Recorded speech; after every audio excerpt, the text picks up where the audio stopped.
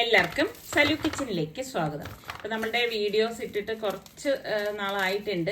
അപ്പം അതിനൊരു കാരണമുണ്ട്. അപ്പം ഈ വീഡിയോ നിങ്ങൾ സ്കിപ്പ് ചെയ്യാതെ കാണണം. അപ്പം ഞാൻ ലാസ്റ്റ് പറയാം എന്താണ് വിശേഷം എന്നുള്ളത്.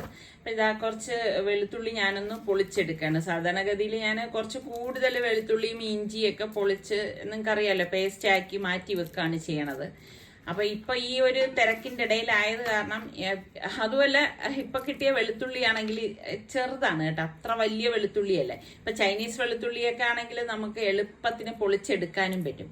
ഇപ്പൊ ശരിക്കും വെളുത്തുള്ളിയൊക്കെ പൊളിച്ചെടുക്കുമ്പോൾ നമ്മുടെ ഈ കയ്യിൽ വിരലുകൾക്കാണെങ്കിൽ ഭയങ്കര സ്പർശനം കുറയണമെന്നായിട്ട് തോന്നുന്നു. നിങ്ങൾക്കൊക്കെ അങ്ങനെ അനുഭവപ്പെടുന്നവരുണ്ടെങ്കിൽ ഒന്ന് പറയട്ടെ. അത് എനിക്ക് മാത്രമാണ് അങ്ങനെ വരുന്നതെന്നൊന്നും എനിക്കറിയത്തില്ല. അപ്പൊ അത് ഞാൻ നന്നായിട്ടൊന്ന് കഴുകിയ ശേഷം ഞാൻ ആ വെള്ളം ഒന്ന് വാർന്നു പോകാൻ വേണ്ടിയിട്ട് ഇതിലേക്ക് ഇട്ടിട്ടൊന്ന് കറക്കാണ്. അപ്പം എക്സസ് ആയിട്ടുള്ള വെള്ളമൊക്കെ കണ്ടെയ്നറിനകത്തേക്ക് വീണു പോകും. അപ്പം നമ്മൾ വെള്ളം ഇല്ലാതെ നല്ലതുപോലെ തുടച്ച് വെക്കുകയാണെങ്കിൽ കുറച്ച് നാൾ തന്നെ നമുക്ക് വെളുത്തുള്ളി ഫ്രിഡ്ജിൽ സൂക്ഷിച്ചെടുക്കാൻ പറ്റും. ഒരുപാട് നാളൊന്നും അത് ഇരിക്കത്തില്ലെങ്കിലും ഇപ്പം അത്യാവശ്യ കാര്യങ്ങൾക്ക് ചിലതിനൊക്കെ നമുക്ക് വെളുത്തുള്ളി ചതച്ചെടുക്കേണ്ടതിനൊക്കെ ഉപയോഗിക്കാൻ ഈ ഒരു രീതിയിൽ എടുക്കുന്നത് നല്ലത് തന്നെയാണ്. അപ്പം ഞാനിങ്ങനെ പേസ്റ്റ് ആക്കി വെക്കുന്നതോടൊപ്പം തന്നെ കുറച്ച് വെളുത്തുള്ളി ഈ ഒരു രീതിയിൽ ഞാൻ റെഡിയാക്കി വെക്കും കേട്ടോ. അപ്പം ഞാൻ ഇതുപോലത്തെ കണ്ടെയ്നറിലാക്കിയിട്ട് അടച്ച് ഫ്രിഡ്ജിലേക്ക് വെക്കുകയാണ് ചെയ്യുന്നത്. അങ്ങനെ വരുമ്പോൾ നമുക്ക് കറികളൊക്കെ ഉണ്ടാക്കുമ്പോൾ എളുപ്പത്തിൽ എടുക്കാനായിട്ട് സാധിക്കും. ഇപ്പൊ അറിയാലോ, ഇപ്പൊ ഏത് സമയത്താണ് മഴ പെയ്യണമെന്നൊന്നും പറയാൻ പറ്റത്തില്ല. അതുകൊണ്ട് തന്നെ രാവിലെ ഞാൻ തുണികളെല്ലാം നനച്ചിട്ടിട്ടുണ്ടായിരുന്നു കേട്ടോ. പക്ഷെ നല്ല മഴക്കോള് വരുന്നു. അപ്പൊ ഇനിയിപ്പൊ ഇട്ടിരുന്നിട്ടും കാര്യമില്ല. നമ്മൾ തുണികളൊക്കെ ആണെങ്കിൽ സത്യം പറഞ്ഞാൽ നന്നായിട്ട് വാഷ് ചെയ്തിട്ട് മഴയാണെങ്കിൽ അകത്തിട്ട് കഴിയുമ്പോൾ വല്ലാതൊരു സ്മെല്ല് ഫീൽ ചെയ്യും അല്ലെ. നമ്മൾ വെയിലത്തിട്ടാതെ ആ കാറ്റിലും ചെറിയൊരു ചൂടിലും ഒക്കെ ഉണങ്ങി കിട്ടുമ്പം ആ ഒരു സ്മെല്ല് ഇല്ലാതാവും. അപ്പൊ എന്തായാലും ഞാൻ ഇനിയിപ്പം ഇതിനെ എല്ലാ തുണികളും ഉണങ്ങിയിട്ടില്ല. അപ്പൊ ഞാൻ എല്ലാം എടുത്തിട്ട് വന്നു. അപ്പൊ ഞാൻ നോക്കുമ്പോഴേക്കും നല്ല മഴക്കാറ് കേട്ടോ. അപ്പൊ ഇടാൻ വെളിയിലിട്ട് കഴിഞ്ഞാൽ പിന്നെ എന്റെ പണി ഇരട്ടിയാകത്തേ ഉള്ളൂ. അപ്പൊ ഇതിങ്ങനെ നിന്ന് കണ്ട് ആസ്വദിക്കാൻ തന്നെ നല്ല രസമുണ്ട് കേട്ടാ. മൂടിക്കെട്ടിയ പ്രകൃതി. എത്ര പേർക്ക് ഈ ഒരു പ്രകൃതി ഇഷ്ടമുള്ളവരുണ്ട്. അപ്പൊ ഞാൻ എന്ത് ചെയ്താ ഈ തുണി സ്റ്റാൻഡിലേക്ക് വിരിച്ചിട്ട് ഇതിനെ അകത്തേക്ക് എടുത്തു വെച്ചു. ഇതാവുമ്പോഴേക്ക് പിന്നെ ഇവിടെ കിടന്ന് ബാക്കി അങ്ങ് ഉണങ്ങിക്കോളും. എനിക്കാണെങ്കിൽ ഇങ്ങനെ അകത്തിട്ട് വിരിക്കുന്നതിനോട് വലിയ താല്പര്യമുള്ള ആളൊന്നുമല്ല. പക്ഷെ എന്ത് ചെയ്യാൻ പറ്റും, ഇതുപോലെ മഴയൊക്കെ വരുമ്പോൾ നമ്മൾ ഇങ്ങനെയൊക്കെ ആശ്രയിച്ചല്ലേ പറ്റത്തുള്ളൂ. എല്ലാവരും എൻ്റെ അടുത്ത് ഒരു റെസിപ്പിയെ പറ്റി പലപ്പോഴും ചോദിക്കാറുണ്ട്. എന്തായാലും ഞാൻ ഇപ്പോൾ 2 കപ്പ് സെല്ല ബസ്മതി റൈസാണ് എടുത്തിരിക്കുന്നത്. അപ്പൊ ഇതൊന്ന് കഴുകിയിട്ട് കുറച്ചധികം വെള്ളം ഒഴിച്ചിട്ട് കുതിരാനായിട്ട് ഞാനൊന്ന് മാറ്റി വെക്കാണ്. 10-20 മിനിറ്റ് കുതിർന്നാൽ മാത്രം മതി. ആ സമയം നമുക്കൊരു മാരിനേഷന് വേണ്ടിയിട്ട് ഒരു ബൗളിലേക്ക് 2 ടേബിൾ സ്പൂൺ തൈരും 1/4 കപ്പോളം ഉള്ളി വറുത്തത് കേട്ടോ, നല്ല ഡ്രൈ ആയിട്ടുള്ള ഉള്ളി വറുത്തതാണ്. പിന്നെ 1 ടീസ്പൂൺ മിന്റ് ലീഫ്. ഇതൊക്കെ നമുക്ക് മിന്റ് ലീഫ്, പാഴ്സ്ലി ഇതൊക്കെ വാങ്ങിക്കാൻ കിട്ടുന്നതാണ്. ഇത് വന്നിട്ട് കൽപ്പാസി എന്ന് പറയും കേട്ടോ. ഈ തമിഴരൊക്കെ ഉപയോഗിക്കുന്ന ഒരു ലീഫാണ്. അത് 1 table spoon, 1 table spoon chilli flakes, 1 teaspoon കുരുമുളക് പൊടി, 1 ടീസ്പൂൺ ഗരം മസാല പൊടി, 1 ടീസ്പൂൺ മഞ്ഞൾപ്പൊടി. പിന്നെ വേണ്ടത് കുറച്ച് മല്ലിയില ഉണ്ടെങ്കിൽ അതൊന്ന് കട്ട് ചെയ്തിട്ട് കൊടുക്കുക. ഒരുപാടൊന്നും വേണ്ട, വളരെ കുറച്ച് ചേർത്ത് കൊടുത്താൽ മതി. കാശ്മീരി ചില്ലി പൗഡർ 1 ടീസ്പൂൺ, പാകത്തിനുള്ള ഉപ്പ്. ഇത്രയും മതിയാവും മാരിനേഷന് വേണ്ടിയിട്ട്. ഇത് നന്നായിട്ട് നമുക്കൊന്ന് മിക്സ് ചെയ്തെടുക്കാം. മിക്സ് ചെയ്ത ശേഷം പനീർ ഇവിടെ കട്ട് ചെയ്തെടുത്തിട്ടുണ്ട്. ഒരു 450 ഗ്രാം പനീറാണിത്. അപ്പൊ അത് നന്നായിട്ടൊന്ന് മിക്സ് ചെയ്ത് കൊടുക്കാം. അപ്പൊ ഈ മസാലയും പനീറും എല്ലാം കൂടി നല്ലതുപോലെ മിക്സായി വന്നിട്ടുണ്ട്. അപ്പൊ അത് നമുക്കൊന്ന് മാറ്റി വെക്കാം. കുറച്ചധികം വെള്ളം തിളപ്പിക്കാനായിട്ട് വെച്ചിട്ടുണ്ടായിരുന്നു. ഇതിലേക്ക് നമുക്ക് പാകത്തിനുള്ള ഉപ്പിട്ട് കൊടുക്കാം. ഉപ്പ് കുറച്ച് കൂടുതലായിട്ട് ഇട്ട് കൊടുക്കണം, എങ്കിൽ മാത്രമേ റൈസിൽ പിടിക്കത്തുള്ളൂ. പിന്നെ 1 ടീസ്പൂണോളം ഓയിലും കൂടി ഒഴിച്ചു കൊടുക്കണം.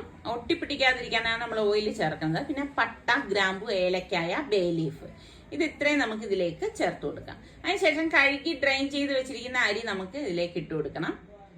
ഇട്ട് കൊടുത്ത ശേഷം ഇതൊന്ന് ഇളക്കി കൊടുക്കാം. അപ്പൊ നമ്മൾ നോക്കി നിൽക്കണം കേട്ടോ, കാരണം ഇത് ഫുള്ളായിട്ട് വെന്തു പോകാൻ പാടില്ല. അത് പ്രത്യേകം ശ്രദ്ധിച്ചേക്കണം. അതുകൊണ്ടാണ് നമ്മൾ ഈ ഒരു ഇതിലേക്ക് നമ്മൾ സെല്ല റൈസ് ഉപയോഗിക്കുന്നത്. അപ്പൊ ഇത് വെന്ത് ഉടഞ്ഞു പോവുകയോ കുഴഞ്ഞു പോവുകയോ ഒന്നും ചെയ്യത്തില്ല. ഒരു 90% മാത്രം വെന്താൽ മതിയാകും. ഓവറായിട്ട് ഇത് കുക്കാവേണ്ട ആവശ്യമില്ല. അതേ കണ്ടോ, ഇതിപ്പം കറക്റ്റ് പരുവത്തിന് വെന്ത് വന്നിട്ടുണ്ട്. അപ്പൊ ഇനി ഇത് ഞാൻ ഡ്രെയിൻ ചെയ്തത് ഈ ഒരു പരുവത്തിൽ എടുക്കണം കേട്ടോ. ഡ്രെയിൻ ചെയ്തൊന്ന് ലെവൽ ചെയ്ത് വെക്കാം. അപ്പൊ ഈ സമയം ഞാൻ ഒരു പ്രഷർ കുക്കർ അടുപ്പത്തേക്ക് വെച്ചിട്ടുണ്ട്. ഇതിലേക്ക് നമുക്ക് നെയ്യ് ഒഴിച്ചു കൊടുക്കാം. ഞാൻ ഇതിലേക്ക് 1 ടീസ്പൂൺ നെയ്യാണ് ചേർത്ത് കൊടുക്കുന്നത്. അതുപോലെ തന്നെ 1 ടീസ്പൂൺ ഓയിലും കൂടി ഒഴിച്ചു കൊടുക്കും കേട്ടോ. രണ്ടും കൂടി ചേർക്കുമ്പോൾ നല്ല ടേസ്റ്റാണ്.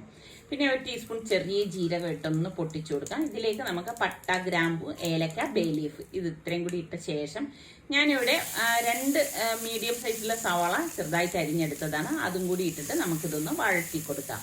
അപ്പോൾ ഇതൊന്ന് വഴണ്ട് വരണം. വഴണ്ട് വന്ന ശേഷം ഞാനിതിലേക്ക് 1 ടീസ്പൂണോളം ഇഞ്ചി വെളുത്തുള്ളി പേസ്റ്റും കൂടി ചേർത്ത് കൊടുക്കുകയാണ്. അതും കൂടി ചേർത്ത് നല്ലതുപോലെ ഇതുപോലെ ഒന്ന് യോജിപ്പിച്ചു കൊടുക്കാം. അപ്പോൾ ആ ചൂടിൽ തന്നെ ഈ ഇഞ്ചി വെളുത്തുള്ളി പേസ്റ്റ് ഒന്ന് മെൽറ്റായി കിട്ടും. പിന്നെ ഞാൻ അത്യാവശ്യം വലിപ്പമുള്ള 1 തക്കാളി ഒന്ന് ക്രഷ് ചെയ്തെടുത്തതാണ്. അപ്പോൾ ആ തക്കാളിയും 3 പച്ചമുളകും കൂടി നമുക്ക് ഇതിലേക്ക് ചേർത്ത് കൊടുക്കാം. അപ്പോൾ എരിവിൻ്റെ പാകത്തിന് പച്ചമുളകിൻ്റെയൊക്കെ അളവ് നിങ്ങൾക്ക് കൂട്ടുകയും കുറയ്ക്കുകയൊക്കെ ചെയ്യാം. എന്നിട്ട് ഇതുപോലെ മീഡിയം ഫ്ലെയിമിൽ വെച്ചിട്ട് തന്നെയാണ് ഇതുപോലെ ഒന്ന് ഇളക്കിയെടുക്കുന്നത്. അപ്പോൾ മസാലയൊക്കെ ഒന്ന് റെഡിയായി വരുന്നുണ്ട്. ഈ സമയത്ത് നമുക്ക് 1 ടീസ്പൂണോളം മഞ്ഞൾപ്പൊടിയും 1 ടീസ്പൂൺ മല്ലിപ്പൊടിയും 1 ടീസ്പൂൺ കുരുമുളക് പൊടിയും 1 ടീസ്പൂൺ ഗരം മസാല പൊടിയും 1 ടീസ്പൂൺ കാശ്മീരി ചില്ലി പൗഡറും പാകത്തിനുള്ള ഉപ്പും കൂടി ചേർത്ത് കൊടുക്കണം. എന്നിട്ട് ഇനിയിപ്പം നമുക്ക് ഇതെല്ലാം കൂട്ടിയിട്ട് നല്ലതുപോലെ ഒന്ന് വഴറ്റി കൊടുക്കാം. അപ്പം ഈ മസാലപ്പൊടികളൊക്കെ ചേർത്ത് കഴിഞ്ഞ ശേഷം ഇത് കരിഞ്ഞു പോകാതിരിക്കാൻ പ്രത്യേകം ശ്രദ്ധിച്ചേക്കണം. എങ്കിലും അതിൻ്റെ ടേസ്റ്റൊക്കെ മാറിപ്പോകും കേട്ടോ. അപ്പം ഇതിലേക്ക് ഇനിയിപ്പം നമുക്ക് മിൻറ്റ് ലീഫ് ഞാൻ കുറച്ച് 1 ടീസ്പൂണോളം ചേർത്ത് കൊടുക്കുകയാണ്. അതുപോലെ തന്നെ ഈ കൽപ്പാസി അതും കൂടി ഒന്ന് പൊടിച്ചിട്ട് കൊടുക്കാം. ഇട്ടിട്ട് 1 ടീസ്പൂണാണ് കേട്ടോ ചേർത്ത് കൊടുത്തത്. എന്നിട്ട് അതുപോലെ ഒന്ന് ഇളക്കി കൊടുക്കണം. അപ്പം ഇതൊക്കെ ചേർക്കുമ്പോഴാണ് ഇതിന് നല്ല ടേസ്റ്റ് ഉണ്ടാവുന്നത്. അപ്പം ഇതിലേക്ക് നമുക്കിനിയിപ്പം തിളച്ച വെള്ളം വേണം ഒഴിച്ചു കൊടുക്കാനുള്ളത്. ഞാനിവിടെ 1/4 കപ്പ് തിളച്ച വെള്ളം ഒഴിച്ചിട്ട് ഇതുപോലെ ഒന്ന് ഇളക്കി കൊടുക്കുകയാണ്. ഈ ഒരു നല്ലൊരു ഗ്രേവിയുടെ ഇതിൽ വരും നല്ല മണം വരുന്നുണ്ട് കേട്ടോ. അപ്പം ഇതിലേക്ക് നമ്മൾ ഊറ്റി വെച്ചിരിക്കുന്ന ചോറിട്ട് കൊടുക്കാം. അതുകൊണ്ടാണ് നമ്മൾ പറയണത് ആദ്യമേ ഒരുപാട് അങ്ങ് വെന്തു പോരുത്. വെന്തു പോയി കഴിഞ്ഞാൽ പിന്നെ ഈ പ്രഷർ കുക്കറിലേക്ക് ഇടുമ്പോഴേക്ക് ചോറ് വല്ലാതെ കുഴഞ്ഞു പോകാനുള്ള സാധ്യത കൂടുതലാണ് കേട്ടോ. പലരും എൻ്റെ അടുത്ത് ഇങ്ങനെ പ്രഷർ കുക്കർ ബിരിയാണിയെ കുറിച്ചൊക്കെ ചോദിക്കുന്നുണ്ടായിരുന്നു. അപ്പം ഞാൻ കാണിച്ചു തരാമെന്ന് പറഞ്ഞ് പിന്നെ വെജിറ്റേറിയൻകാരാണ് കൂടുതൽ ഇത് ആവശ്യപ്പെടുന്നത് കേട്ടോ.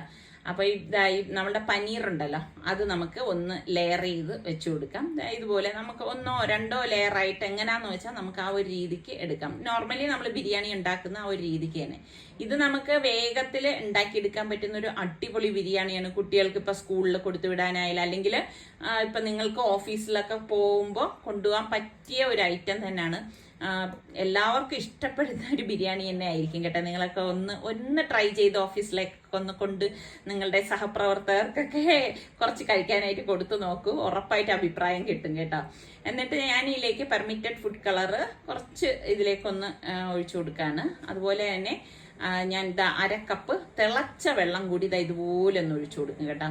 കാരണം അല്ലെങ്കിൽ റൈസ് ഭയങ്കര ഡ്രൈ ആയി പോകും. പിന്നെ വേണ്ടത് നെയ്യാണ്. 1 ടീസ്പൂൺ നെയ്യ് ഇതുപോലെ എന്നിട്ട് കൊടുക്കുകയാണ്. ഇതിന് മീതെ കുറച്ച് മിൻറ്റ് ലീഫും കൂടി ഇട്ട് കൊടുക്കാം കേട്ടോ.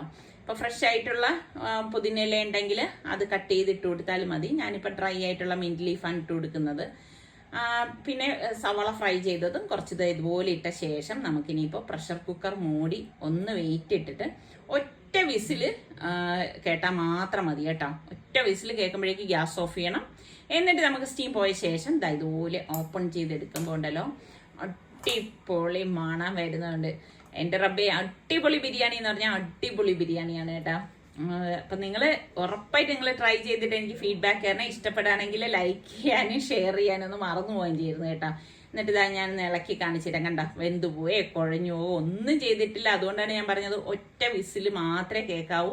അല്ലെങ്കിൽ എന്തെന്ന് വെച്ചാൽ കുഴഞ്ഞു പോകാനുള്ള സാധ്യത കൂടുതലാണ് കേട്ടോ.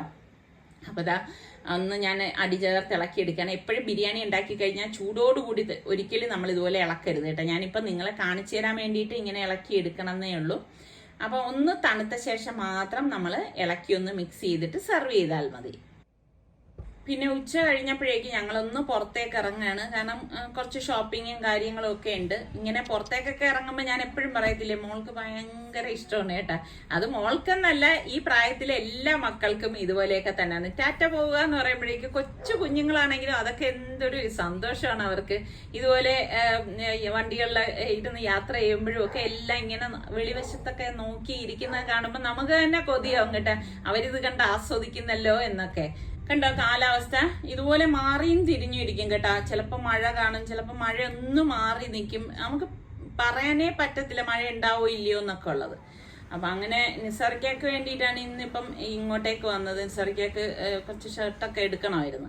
അപ്പം ഞാൻ ജസ്റ്റ് വന്ന് നോക്കിയതല്ലോ. എനിക്കറിയാം ഞാനിങ്ങനെ നോക്കിയാലും ഞാനിതൊന്നും എടുക്കാൻ പോകുന്നില്ല എന്നുള്ളത്. കാരണം ഓൾമോസ്റ്റ് ഇപ്പം ഞാൻ കൂടുതലും സ്റ്റിച്ച് ചെയ്യിച്ചൊക്കെയാണ് ഇടുന്നത്.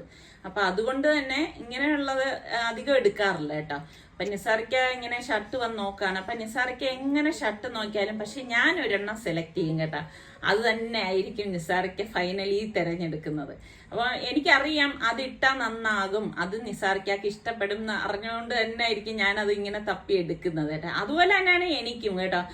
ഞാൻ എവിടെ നിന്നെങ്കിലും നിസാറിക്ക ഒരെണ്ണം തിരഞ്ഞെടുത്തോണ്ട് വരും. പക്ഷെ അതെനിക്ക് ഇഷ്ടപ്പെടാൻ ചെയ്യും. അത് എവിടെ നിന്ന് കിട്ടി, ഞാൻ അവിടെയൊക്കെ തിരഞ്ഞല്ലോ എന്നൊക്കെ ചോദിക്കുമ്പോൾ നിസാറിക്ക അറിയാം അതൊക്കെ എനിക്ക് കിട്ടി എന്ന് പറയും. അങ്ങനെ ഇപ്പം നോക്കുമ്പോഴേക്കും എല്ലാം ഒന്നും അങ്ങനെ ഇഷ്ടപ്പെടത്തില്ല.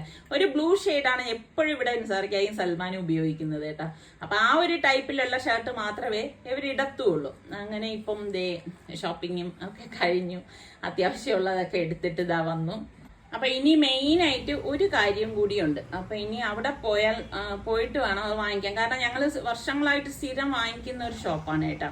അപ്പം നമുക്ക് ചിലത് കംഫർട്ടായിട്ട് ഉണ്ടാവുമല്ലോ. അപ്പൊ അവിടെ ചെന്നിട്ട് അവിടെ ഒന്നേ വാങ്ങിക്കത്തുള്ളൂ. അങ്ങനെ അവിടെ ചെന്നു ഒരു എന്താ പറയാ കൊണ്ടുപോകാനുള്ള ഒരു 4 പെട്ടിയാണ് കേട്ടോ. കൊണ്ടുപോകാനുള്ള കംഫർട്ടിന് വേണ്ടിയിട്ട് 20 കിലോ വീതമുള്ള 4 പെട്ടി കേട്ടോ. അങ്ങനെയാണ് എടുത്തത്. അപ്പൊ ഒരേ കളറിൽ എടുക്കാന്ന് ഞാൻ നിസാറിക്ക് അടുത്ത് പറഞ്ഞപ്പോൾ നിസാറിക്ക് പറഞ്ഞു അത് വേണ്ട, ഡിഫറെന്റ് കളറിൽ ഇരിക്കട്ടെ എന്ന് പറഞ്ഞു. അങ്ങനെ ഇപ്പം 2 എണ്ണം ഒരേ കളറും പിന്നെ 2 എണ്ണം ഡിഫറെന്റ് ആയിട്ടുള്ള ഒരു കളറിലാണ് എടുത്തത്. അപ്പൊ അങ്ങനെ ഇപ്പം ഇതാ പെട്ടിയെല്ലാം എടുത്തു വെച്ചു. എല്ലാം നമ്മളിങ്ങനെ ഒരു ഷോപ്പിങ്ങിനായിട്ട് ഇറങ്ങിയിട്ട് വരുമ്പോഴേക്ക് രാത്രിയായി പോവും. അതാണ് വാസ്തവം കേട്ടോ. പ്രത്യേകിച്ച് മോളെയൊക്കെ കൊണ്ടിറങ്ങുമ്പോഴേക്ക് പതിയെയൊക്കെ ഷോപ്പിംഗ് കാര്യങ്ങൾ നടക്കത്തുള്ളൂ. അങ്ങനെ ഇപ്പോ വീട്ടിൽ കൊണ്ടുവന്ന് ഇനിയിപ്പോ ഈ പെട്ടികളെല്ലാം വെക്കാൻ ഒരു സ്പേസ് കണ്ടെത്തണം.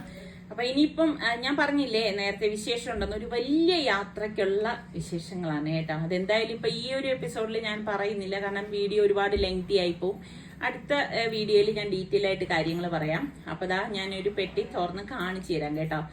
അപ്പം ഞാൻ പറഞ്ഞില്ലേ 20 കിലോയുള്ള ലഗേജാണ് കയറാനുള്ളതെന്ന്. അപ്പം ഇത് കറക്റ്റാണ്. അപ്പം നമ്മളുടെ ഇനിയിപ്പോൾ ഉള്ള ജോലി എന്ന് പറഞ്ഞാൽ ലഗേജ് എല്ലാം എടുത്ത് റെഡിയാക്കി എല്ലാത്തിലും പാക്ക് ചെയ്തൊക്കെ വെക്കുക എന്നുള്ളതാണ്.